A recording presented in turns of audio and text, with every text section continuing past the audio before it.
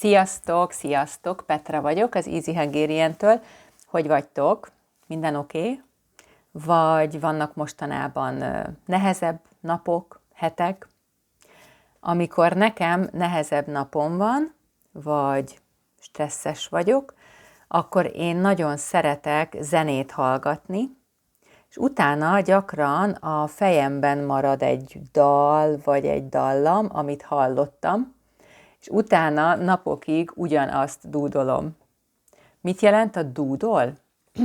A dúdol azt jelenti, hogy nem énekelek szöveggel, csak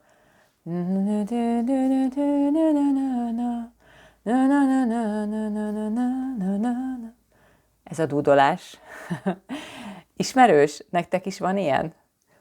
Én soha nem tanultam zenét, nem tudok kottát olvasni.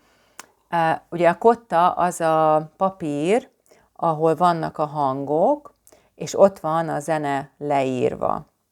És akkor, ha kottát olvasol, akkor nézed a papírt, és tudsz énekelni, vagy tudsz hangszeren játszani. Na, én nem tudok kottát olvasni, és nem játszom semmilyen hangszeren, és nem ismerem a hangok nevét. Tudom, hogy van C, D, E, F, G, A, H, C, de nem tudom, hogy ezek mit jelentenek. De amikor zenét hallgatok, akkor a fejemben maradnak a dalok, és el tudom énekelni őket. Körülbelül. Tehát sokszor hallom a dalt, és automatikusan megtanulom. És nem gondolok arra, hogy ez milyen hang, vagy nem fontos az, hogy miért ezek a hangok vannak egymás után, nem.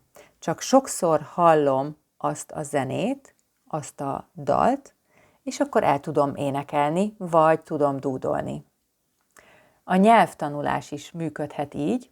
Ha sokat hallgatsz magyarul zenét, magyar zenét, vagy egy podcastot, vagy videókat nézel és hallgatsz, vagy sokat olvasol, akkor könnyebben tudod használni a nyelvet, és sok dolgot, struktúrákat, szavakat, nyelvtant automatikusan tudsz használni.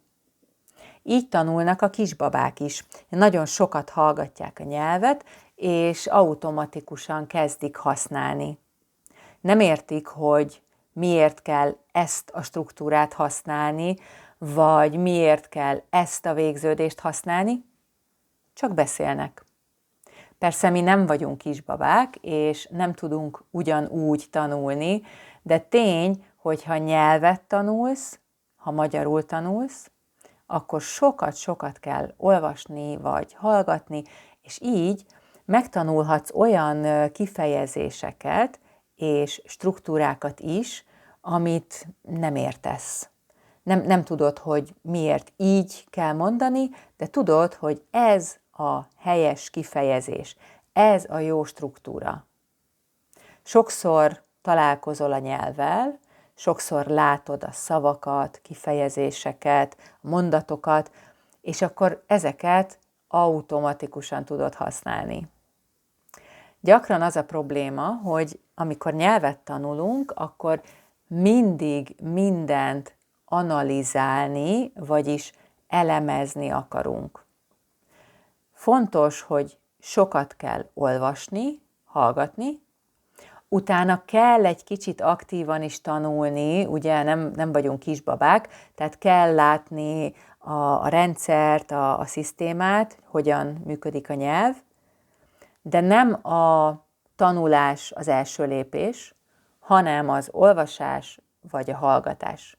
Tehát nem a nyelvtani táblázatokkal és a szólistákkal kell kezdeni, hanem mindig az olvasással vagy a hallgatással. Hogyan segít az olvasás, és konkrétan milyen segítséget ad a magyar tanulásban? Erről beszélek a következő videóban, és egy ingyenes workshopon is.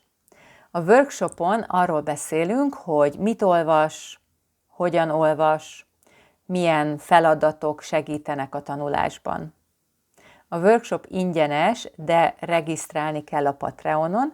A linket megtalálod a leírásban, a videó alatt, és ott választhatod a Free Membership opciót. Köszi, hogy megnéztétek ezt a videót, és találkozzunk a workshopon. Jó tanulást, sziasztok!